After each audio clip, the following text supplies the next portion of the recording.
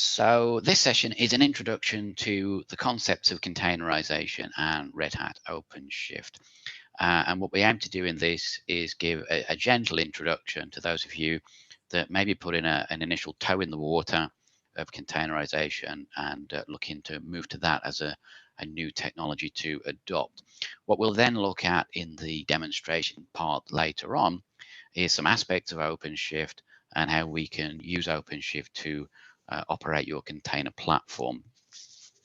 So, and as Adrian has just said, we are running this on an IBM mainframe. So thanks to them for their support and giving us the opportunity to use that machine for running OpenShift. So containers, they are a very simple way to run a very simple process. And you've probably heard about all the trends of moving towards microservice-based applications, where we break down monolithic applications into a number of different pieces. Interestingly, on that topic, and obviously mainframes are an area where we often find large applications that have been around forever, that sometimes get criticized for the way that they are put together and the way that they run. Now, I've just been putting together a lecture for our grads tomorrow on microservices versus monoliths. And it started off with talking about some of the interesting reasons why large single entity applications are good, how they are useful, reliable, keep going, and probably run most of the world still to this day, to be honest. So, but the move to microservice-based applications is attractive. There's a lot of things that we can do within that. There's a lot of different services we can take advantage of that are available on the platform. So if we take a Kubernetes platform and OpenShift specifically, we have the opportunity there to use new innovative languages. We have the opportunity to use innovative services, such as messaging systems, database platforms, connectivity to external services, machine learning and AI capabilities that we can bring into our applications very quickly and easily. By integrating those into a microservice-based application running on OpenShift.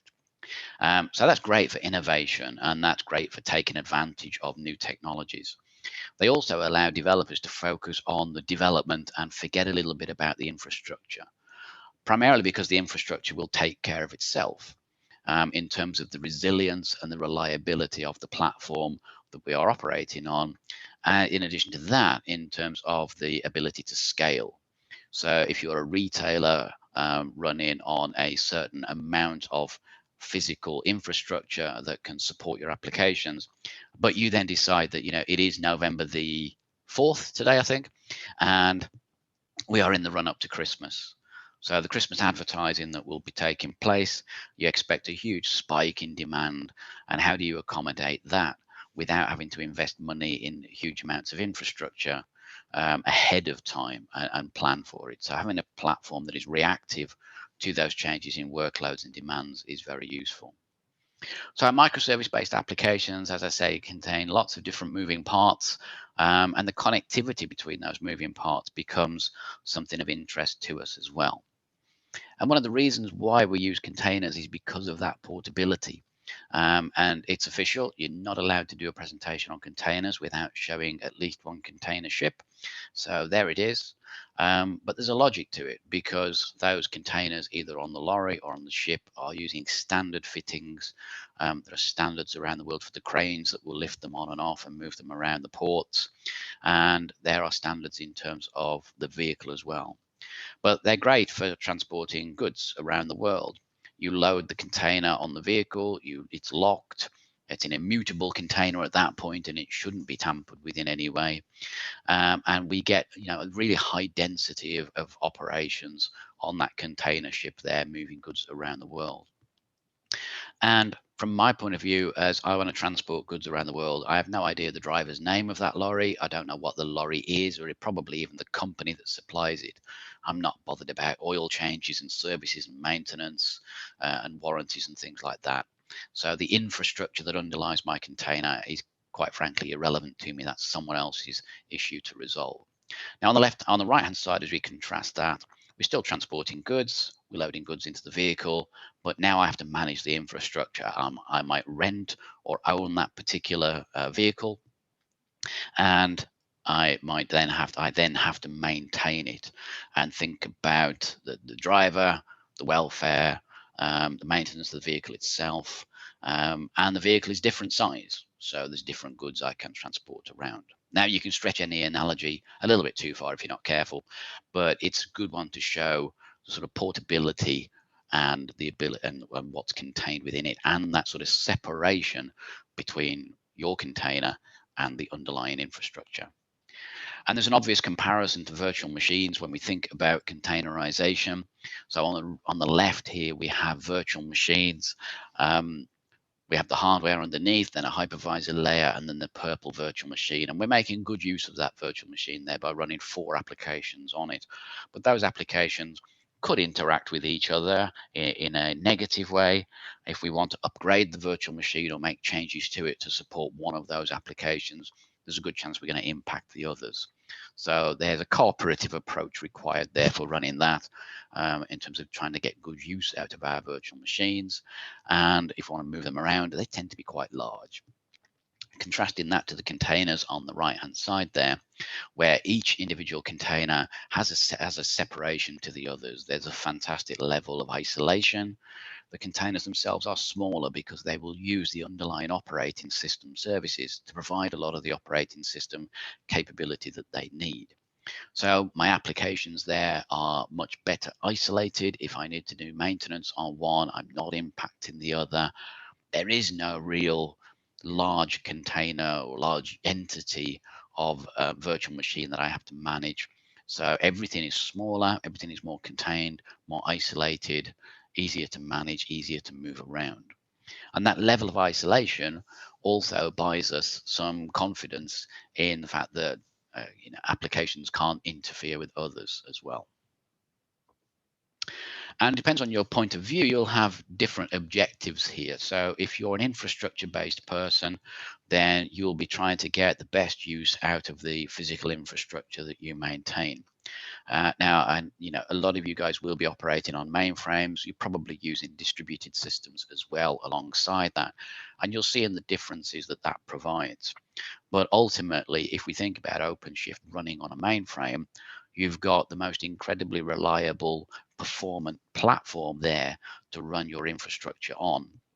And then if you layer on top of that the flexibilities of a container-based platform on top of that, then frankly, you've got a fantastic piece of infrastructure there to use to provide applications for your business. From an application development point of view, really as a developer, all I want to do is write code. And I want to package my application with all the relevant dependencies and get that deployed out into a production environment quickly. So moving applications through the route to live, from development into production quickly and easily by moving that asset around and having the confidence that it will run in the exact same manner in production as it does in development and QA is really important. And that's where these immutable concepts of our containers becomes really helpful to us. So some terminology that we're going to come across as we go through this session here is that we have the container image. Now the image is made up of a series of layers, and the image is basically this immutable file system which is used to create the containers. And as I say, it comprises a number of layers. The layers are what we use to create an image, and we will reuse those as much as we possibly can.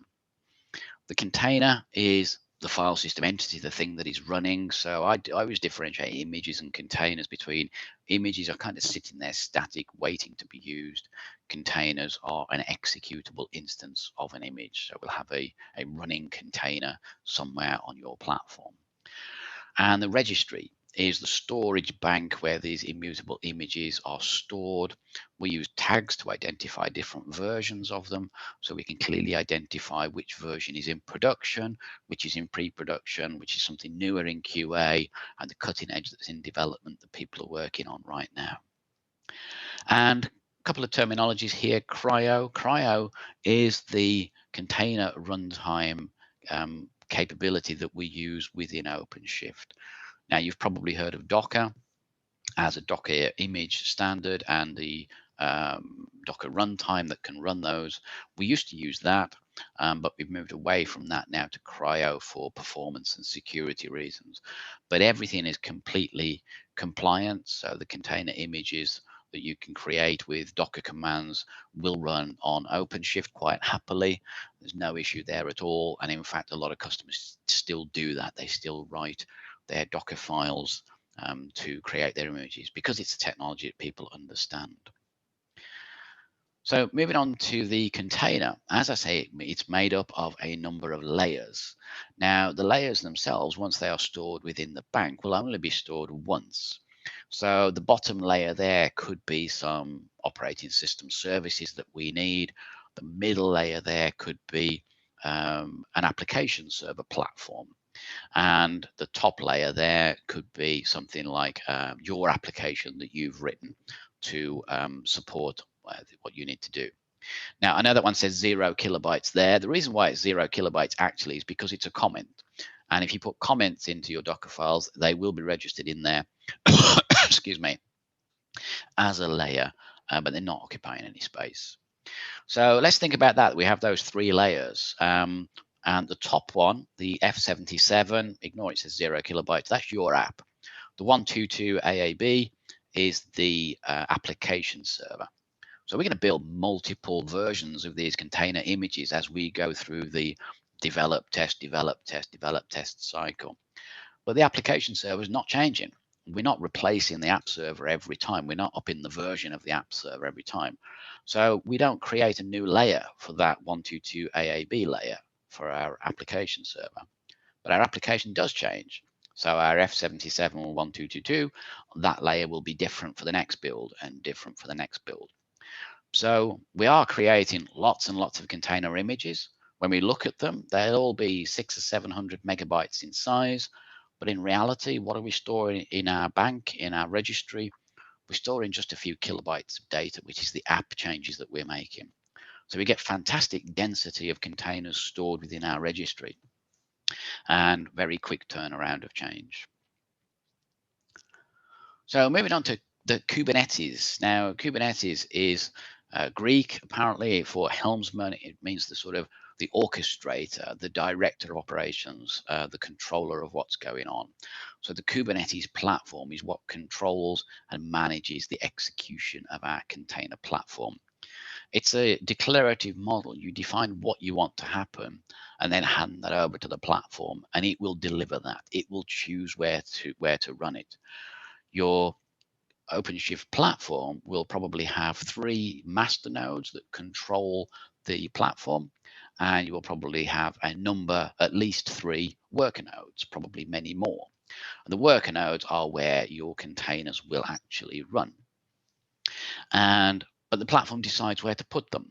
It will balance the workload across the worker nodes that you have within your environment.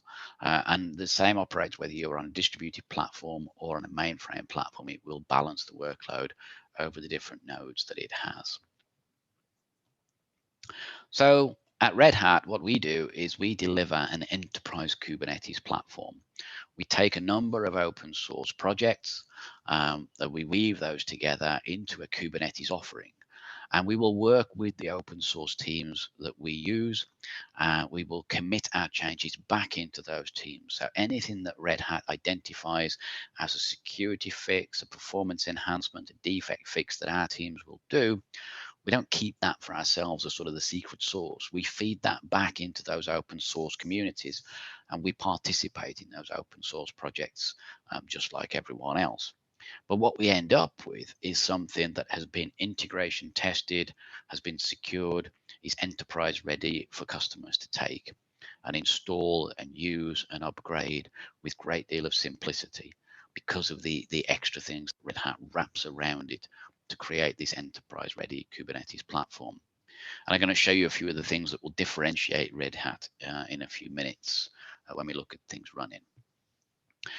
Now, before we get to that, what I wanted to show you was a containerized application example. And this is really just a simple 2-tier microservice-based app. and it illustrates the placement of containers within pods on specific nodes. So you'll hear terms today like containers, pods, nodes, routes, services, things like that. And one of the great things that we do with OpenShift is we hide a lot of that complexity from the user.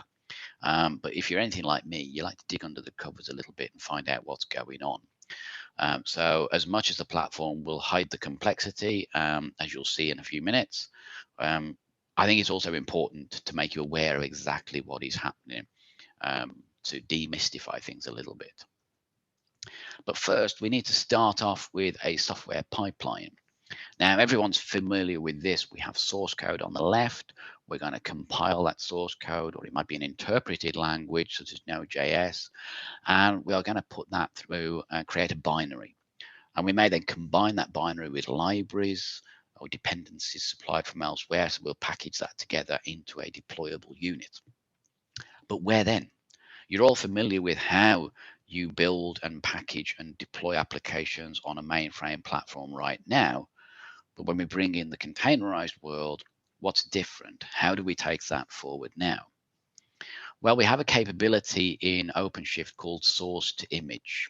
And the dotted line across the bottom there is a little bit of a giveaway as well, what the name means and what the system will actually do. So you provide it with some source code, and OpenShift will give you a running container image on the platform within about a minute. So it's fantastic from a development point of view. And the way it does that is it will go through a standard compile process for that particular language. It will generate a deployable asset. And all of that takes place within a container image. So everything really that's on the sort of center and left of the screen up to the deployable asset actually is contained within that container image that's on the screen. So we'll have a starting point, a builder image, and that builder image contains the tools and the assets required for the specific language that we are using.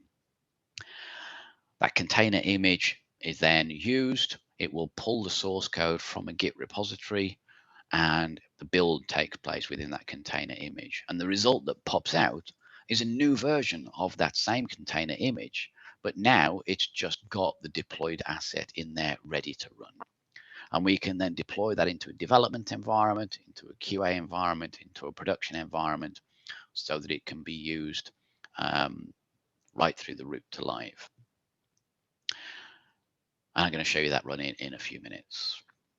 Now, we have multiple application builds. As I said when I was talking about the layers, you will go through many application build processes.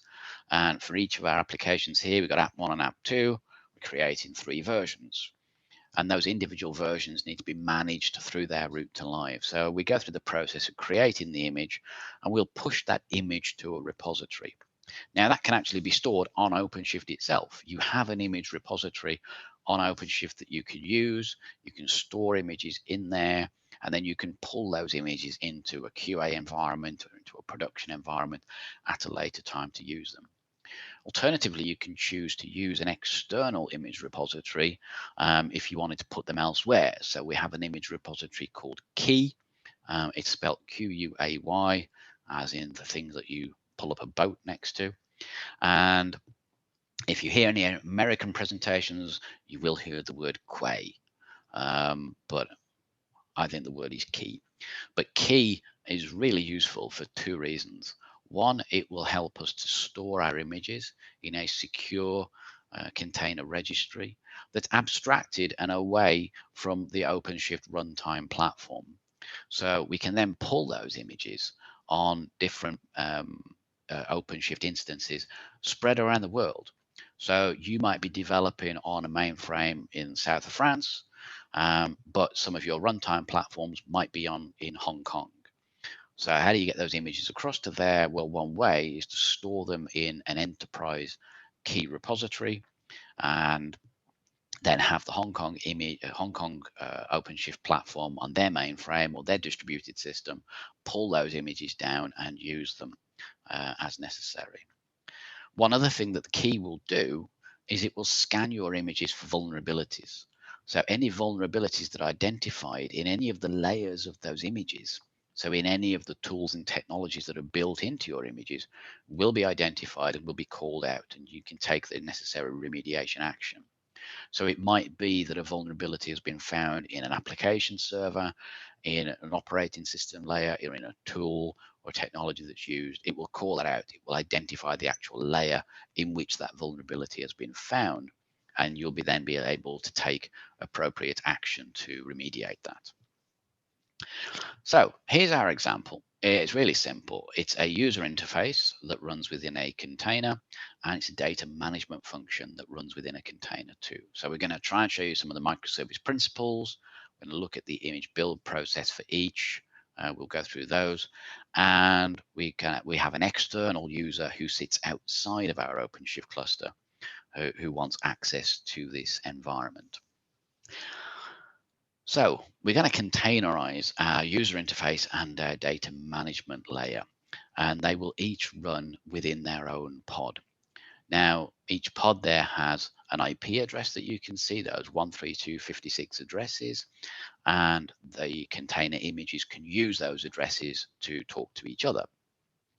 So it begs the first question, why don't I put both of my containers for my UI and my data management into the same pod, into the same gray circle? Well, I could, is the answer to that, and I could put multiple containers into the same pod. One of the reasons why I don't is because when we wish to scale, we scale at the pod. If we need to restart, we restart the pod. And so as a consequence, if my user interface crashed and needed a restart, but my data management function was working perfectly and held a load of shopping baskets for my users, then if they're in the same pod and I need a restart of the UI, I'm restarting the pod, so I'm restarting data management as well, which is bad news. So I put them into different pods so I can manage them differently. I can monitor them. I can look at the health of them. I can upgrade them differently. So if I have a new UI function that I wish to deliver, maybe just put in a little bit of whizzy Christmas advertising on there, or some holly to make it look a little bit more Christmassy as we approach that, then I can do that by changing and upgrading my UI container in that pod and leaving the data management function to run alone. So that's why we keep them separate. Now that 132.56 address can't be used by my external user. That's purely just an internal IP addressing system across my my pods. So the pod-to-pod communication will use that as a layer of internal network communication within the cluster. Now I introduce something physical. So the blue box there is my node. That's a physical computer where I am running that particular node. It has a 55 address range. So that addressing range there is probably what will be used by the administrators of the system. So on my mainframe platform, that might be a virtual machine that is being used to deliver this platform that we're using. It could be a bare metal machine somewhere that's being used. It could be in a cloud. If we're using a distributed OpenShift running in AWS or Azure or IBM or Google or any other cloud. But again, my external user can't see that IP address. And the interesting thing now is that I have both my containers on the same node. So they're on the same physical node. Now, my Kubernetes platform might actually decide to distribute them around elsewhere. So now I have my UI and data management pods on different nodes. The network communication across that 132.56 addressing will still work across the multiple nodes. We still have that virtual layer of networking across the platform. So this is how we break things down. We've got the blue there showing the physical. We've got the gray showing the pods, each of which will contain my containers. Now, how do I manage communication between them? I could put that 132.56.189.16 address inside my UI container, and it will work. It could address the data management function using that hard-coded physical address. But what then happens if I want to have multiple pods? So now I've got 2 UI layers that I want to have to scale, and I've got 4 data management. So now, do I have to put something into my UI application to say, you might have one data management, you might have 4, you might have 40 to deal with. How does it manage the addressing and the communication to each of those individual data management functions? How does the UI manage the load balancing such that it will distribute the workload to the data management functions correctly? Well, the way that we do that is we don't put anything into the UI layer. You'll be happy to hear. What we do is we introduce the notion of a service. And a service is an entity that will manage the communication out to the entity that it supports. So you can see there that we have a data management service. The data management service knows about all of the endpoints for the data management function. They are registered with it. So if we scale the data management to another 4 containers, then we will have 8 listed within that data management service. Each of my UI services there, each of my UI applications, sorry, only needs to know about the data management service endpoint. It has one thing to be aware of and one thing to address. So the UI wants to use data management. It will communicate with the data management service. The data management service will then round robin that workload to distribute the traffic evenly across the data management entities. And similarly, we have a UI service. So our external user connects to our UI service that distributes the workload then across those 2 UI instances. So if one of my user interfaces was to crash, then the UI service would become aware of that. It would take it out of the endpoint list, and the external users would all be routed to the remaining 1 user interface function that we have. And there's a lot of great things we can do in OpenShift around that type of action, such as a container crash or a container not responding because it's under too much workload and can't respond. Those health probes are things that are quite easy to introduce to OpenShift and to add to the platform. And the last thing to introduce is the root. So we have a root which provides a fully qualified domain name to our external user. And finally now, after all this technology, we have something that the external user can use to gain access to our application. So that fully qualified domain name there provided by the root is what will be exposed externally, put into maybe a global DNS system such that it can be addressed on a short, useful, snappy name, and then our users can use the application. So I hope that set the scene around containerization.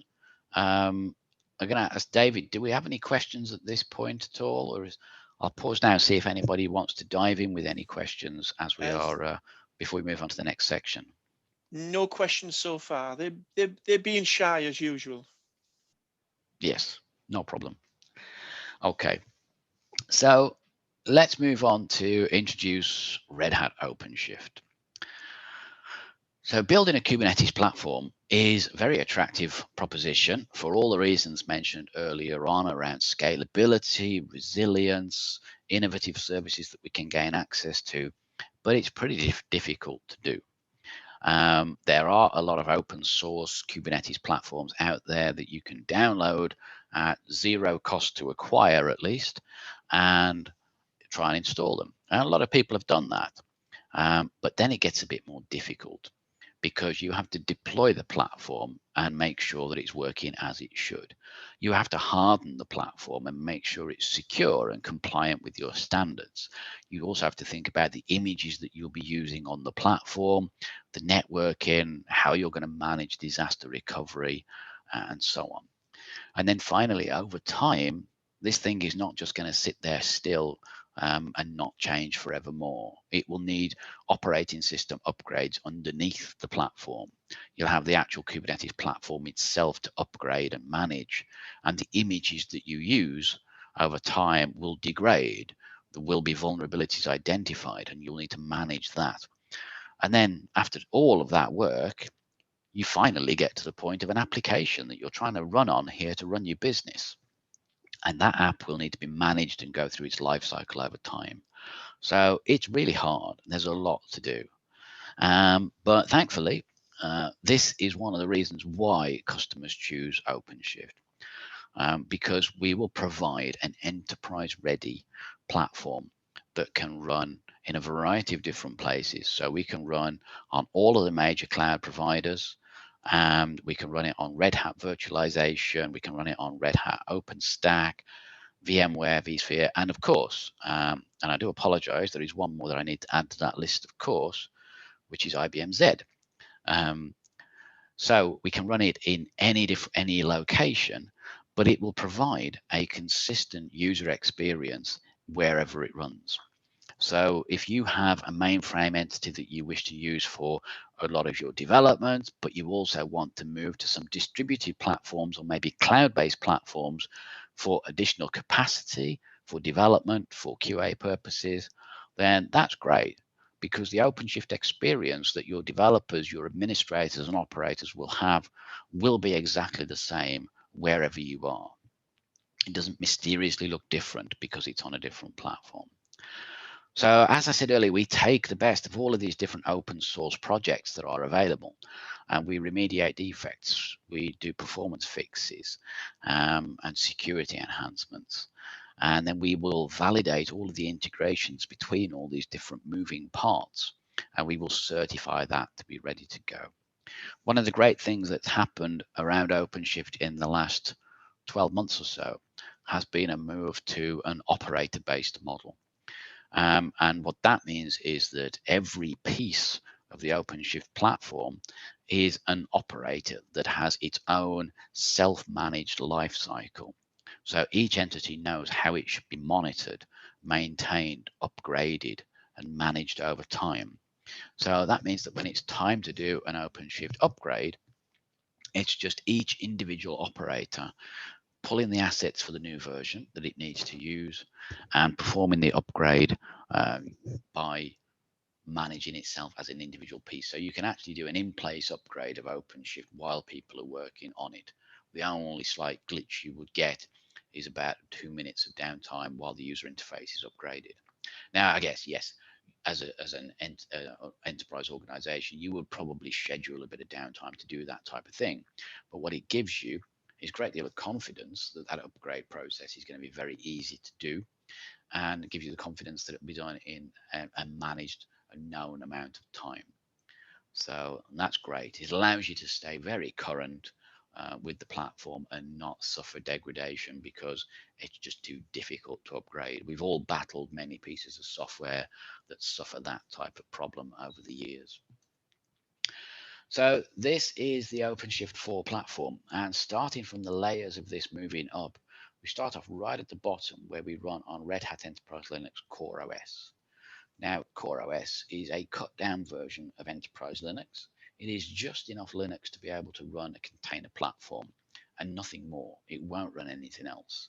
You can SSH to it, you can have a look around, but if you install any additional pieces of software on it, then the platform will identify that that particular node has been tainted, and it will move workload that you have running on there off and put it on another node. So it'll basically make all of your applications and services run away and run to the hills because that particular node appears to have been damaged in some way. So it's a much reduced attack surface for anyone who might have any nefarious activities they wish to try to perform on it. And it's self-maintaining. So the operators I described a second ago will actually manage that underlying operating system. So when it's time for that to have an upgrade or a patch, it's done from the platform that sits above, which is great from simplicity, reliability, and it lowers the cost of running this platform over time. You also have all the different cluster services. So we've got metrics on there, chargeback, and all the logging that you need to run the platform. And in the center, we have the application services like the middleware platform. We're going to show you some of these things in a second. And that's the innovation engine, really, where you add on different operators that allow you to add on database platforms, integration platforms, and so on.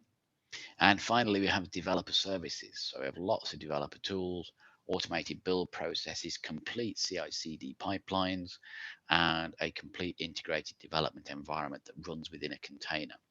So if you've got lots of remote users who need access to your applications, to your servers to run on them, then instead of giving them a virtual machine to work with, you can give them just a container to work with. So that kind of comes to the end of what I wanted to show you. Um, I'm going to jump into showing you some of this stuff running in a second. Um, Before we do that, let me just make you aware of a hands-on workshop that we have scheduled for the 1st of December. So this is an opportunity for you to work hands-on on OpenShift on an IBM Z series. We're using the IBM mainframe in Montpellier, and that has OpenShift installed. Now, this workshop is around about 2.5 hours of activity. There's a lot of stuff to read through to understand what's going on, to understand what resources are being created, and do some experimenting.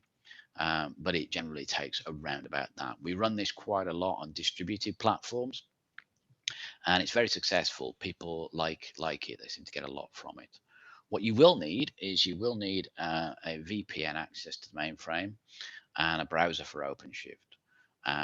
If you can edit your etc hosts file as well, that would be great. So if you have a home machine that you can use away from your work machine, perhaps that you've got slightly more control over, where you can install the VPN, that would be better, because that is essential for this workshop to get access into the IBM mainframe. For our distributed workshops, we don't need any VPN. All we need is a browser. But for this one, there is an extra layer of security built in. So we'll provide all the information about the VPN access after registration. But if anyone is interested, please take a note of my email address there, and I will send you further details of how you can register for that event for the 1st of December. So I'm going to drop out of these slides now. What I will do is just grab my email. And I'm just going to paste that into the chat here. There we go. So hopefully you can just copy and paste that out of the chat if you wanted to do that. So let's get rid of that. Now, let me find the right window I need to work with. Okay. So this is OpenShift. Hopefully you can see that now. I've moved away from the slides and now moved into the OpenShift platform. So we have the URL at the top to show that I am on the correct one. This is my mainframe version. And we start off with an overview showing us the, let me just make this a little bit bigger, showing us the status of my cluster. We have 5 nodes.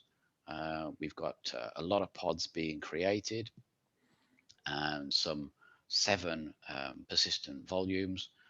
Claims have been created. We have some nice cluster utilization information shown on here, so we can see how hard pressed it is. So we CPU, we're using 8.1 out of 42.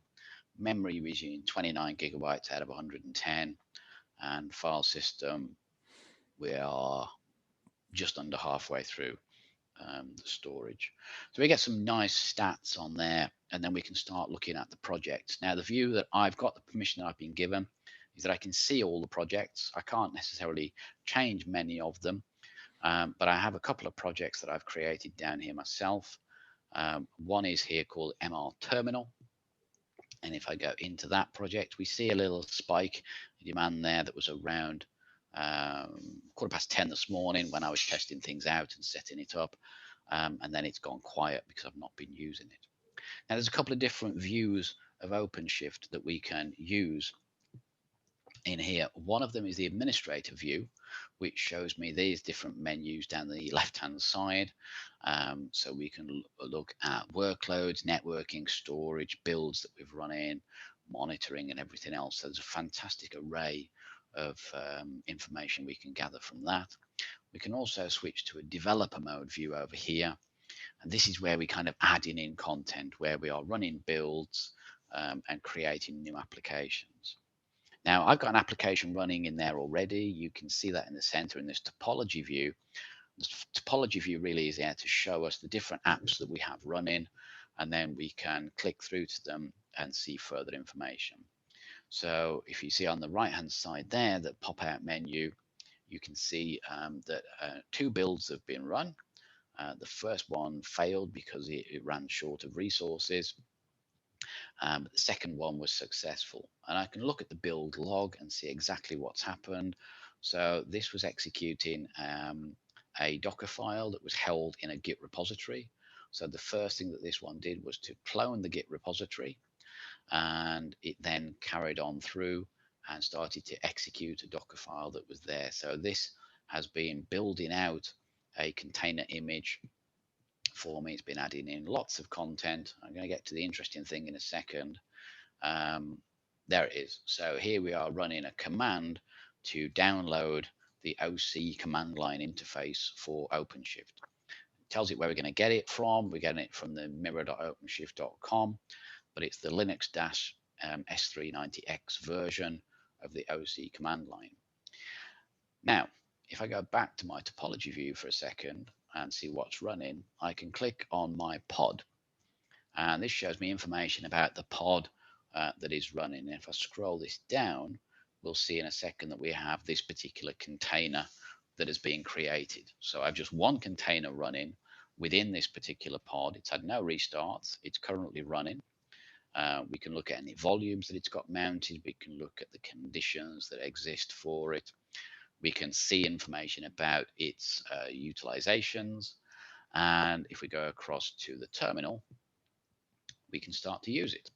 So here I have just a standard Unix command line interface on here, and I have my OC command line installed, which I can use. Now, if I look at who I am at the moment, if I do an OC who am I, I'm logged in as a system user, and I don't particularly want that really. So what I'm going to do is I'm going to go and copy the login command from the top right corner of my browser, as you can see. And it presents me with my credentials, which I have to put in again. And I've forgotten what that one was. Let me grab that. There we go. Let's find the right window. There we go. Paste that in there.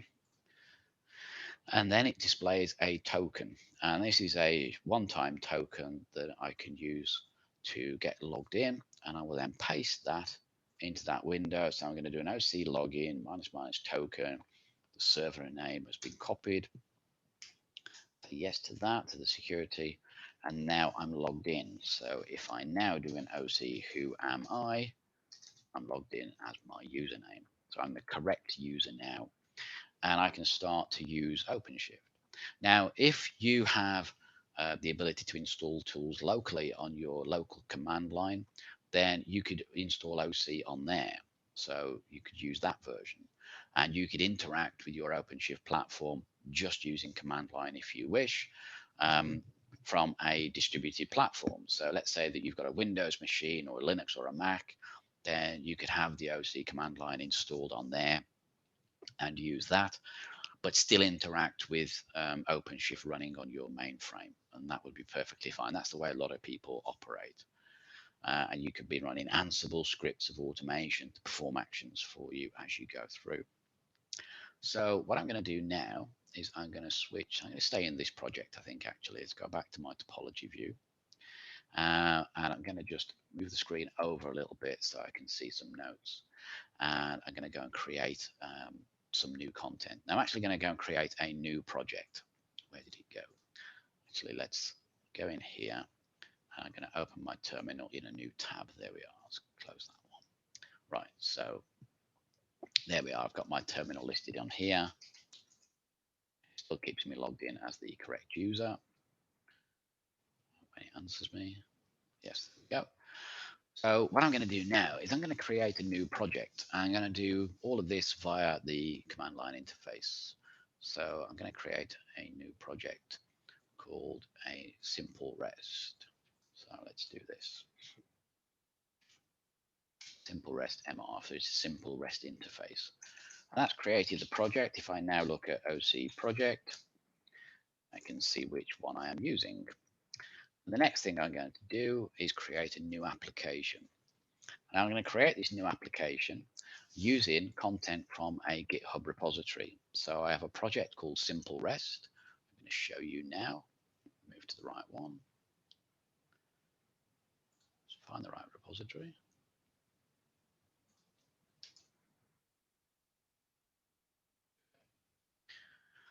So that's all it is. It's very, as the name suggests, it's a very simple REST interface. It's a Node.js application, and all it has is a couple of URLs, one called /IP that will report the IP address of the server on which it's running. So I'm going to go and create that now. So that's running the OC new app. And there's quite a bit of text on screen now about things that it's created. But while that's running, in fact, if we go back to my topology view, actually I can run OC build.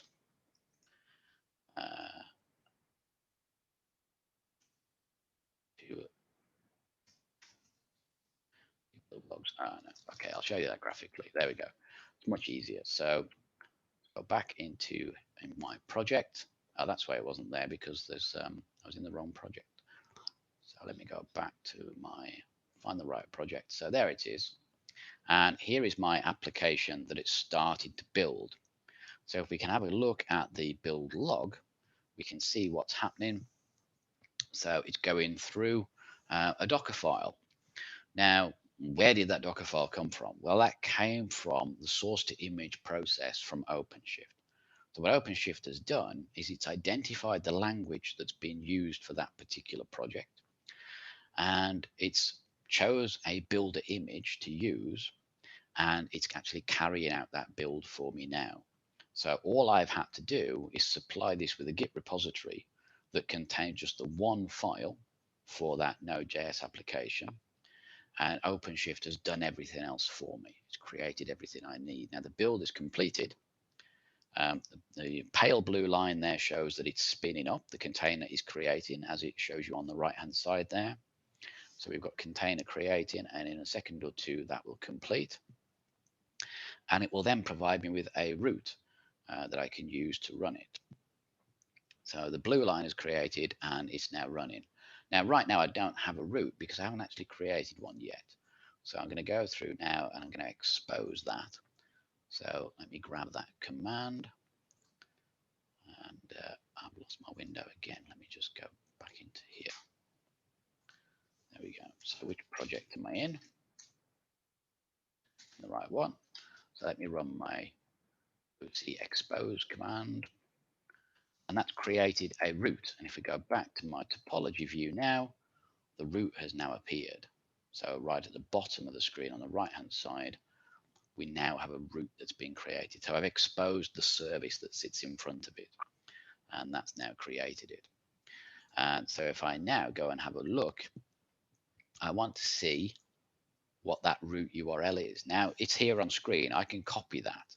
So I can go and copy that link address.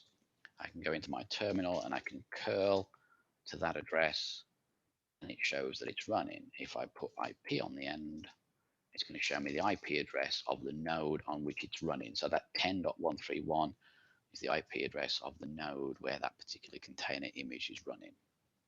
Now, I might want to find out what that URL is via the command line, because maybe I'm doing all of these operations without looking at this. You saw that I could create the project by the command line. We then run the OC expose command to make that visible. So I have a command here called OC get route. The OC get route will get me the route for this simple REST app route. That's the name of it. But the output is using a JSON path, and it's going to put http:// on the front, and then it's going to pull out the specification and the host, because that route has a huge amount of information about it. So there we go. There is the address that I can use. I can now copy that, curl and paste that, and I get my IP address that's running. Let me show you how we do that graphically. Now let's go back to my topology view in here, and let's pick a different one. So that was the simple REST. We have another one called layers. There we go. So this is another very simple Node.js application. I'm going to go and copy the HTTPS GitHub URL, and then go back into my topology view. Now I'm going to do this one graphically. So I want to add something to my project. There's a number of different ways that I can do that. I can use Git, which I'm going to do now. I can use a container image. So I might have a container image that sits on this OpenShift platform. It might sit on Docker Hub. It might sit on Key somewhere else, but I can use that. I can even just supply a Docker file. And if I use Dockerfile from here, what that will do is that will ask me for a Git repository and a name of the Docker file and a directory within that Git repository that I can use. And there's many others. I can use catalog items to discover what's available on the platform or create a database. And all of these are specific to the OpenShift platform that you're running. Now, further services can be added using operators. So let's go and create this from a Git repository. So I paste in the name of my Git repository, and it immediately gets validated by OpenShift. And we put this nice green validated link on there. Now, if I'd gone and used a container image and I'd gone to Docker Hub, there's a lot of Docker Hub images sitting there that are really useful. There's also a lot on there that run as root. And OpenShift by default doesn't allow container images to run as root. So we block that.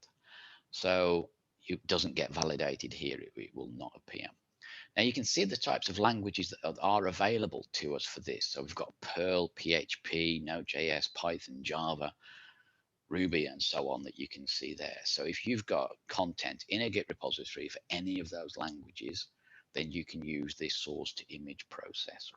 It's identified, it's gone and had a look at the Git repository, it's found its Node.js, and it's picked out Node.js and put a star on it that's going to use that. Now I have a couple of choices as to how I can run this. I'm going to run this as a deployment configuration, and I'm going to go and create that. And that's done. So all I've done is point at my Git repository, and it's now gone off and it's building that software. It's in the process of creating that. So what's actually got created? Let me just go back to the slides for a second and tell you some of the things that got created by doing that. So for our simple REST application, we started off on the yellow on the left-hand side there. We created a deployment configuration. Now that creates a build configuration which references the Git repository of where it's going to pull the source code from. The build configuration then executes the build and then creates an image stream. The image stream contains the built container image for my application. The image stream is then what we will use to create a pod. But the pod is created by the replication controller. The replication controller specifies how many replicas of that particular container image I want. And that will decide how many pods get created. So once our pods have been created, we then need a service that we can use as our IP communication interface to it. And that gets created for us automatically. And then with a separate command, the OC expose command, I created a root. Now, all of these entities are in the process of being created right now for us for that second example that I just created. So let's go back and have a look at that. So there we go. It's just caught up. It's just now running. And if I copy that link address, go back to my terminal and curl that one, there you go. So again, it just prints this IP address and we get an incremental counter on that one. So I can sit here all day and I can run that. We can see what's going on with that application. And if we have a look at the details of this, we see how many pods we've got. So I can now scale this up, and I'll scale that up to 4 pods. And I don't know how the graphics is catching up on Zoom, but that has now scaled up to 4 pods running on there. And if I go back and I now start calling it again, you can see now that the IP addresses are changing. So we started off on a 196, we're now on a 210, a 211, back to 196, 197, 210, 211. So the service is distributing the workload around those 4 pods of my application for me. Now, we're running short on time now. There's a huge amount more we could show you. I am going to stop and just give us a couple of minutes for questions to see if we do have any. Dave, do we have any questions in the chat at the moment?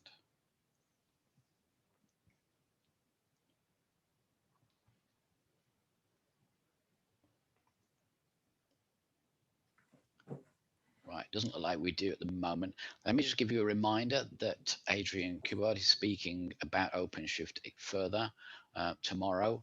I don't know if you're still on, Adrian. What time is your session tomorrow? Yes, I'm the same time tomorrow, so I'm at 10:30. Yes, so same time tomorrow. 10:30 tomorrow. Yeah, there were no questions. Okay. Okay. Well, I hope it's been a useful session for everyone. I don't want to overstay our welcome, so I will finish us on time. Can you put the URL remember code, the work QR code up? Where is that? Sorry. That was I dropped you that a note on that. Let's see, have I got that to hand? Let me just have a look. Was that an email, Adrian? Yes, it was the email. There was a PNG in it to something. Where's it gone? Oh, I haven't got that to hand at the minute. Let's have a look.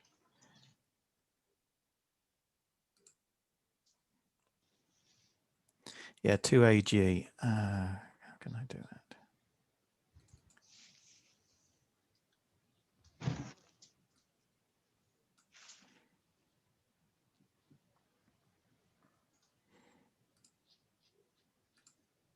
Sorry, Dave, I can't find that at the moment, unfortunately. I don't know whether you have it to hand or Adrian could share screen and put it up. Oh, I got it. Let's see if I can share screen. Oh, brilliant. Thanks, Adrian. I couldn't find it. Yeah. It's going to be black, gray on black. Unfortunately, I'm using a black interface. Let's see, where's the thing gone? Share screen. No, wrong one. Let's get back to that. Right, let's see if I can share the screen. Share screen. Finder. Okay. Oh, Zoom doesn't want me to do it. Let's just quit. Yeah, okay, enable. Right, let's see if I can do it again. No, it's whiteboard. There we go. Right, so that you should see now the QR code for 2AG. Brilliant. Thanks for that, Adrian. Yeah. So just Cheers, as a reminder, Adrian. I know we watched slightly over. mroberts@redhat.com. It's in the chat. If anyone is interested in joining the developer experience session and doing all of those things that I just showed you and many more for yourself, then please let us know and we'll get you signed up and registered for it. Okay, thank you, everyone.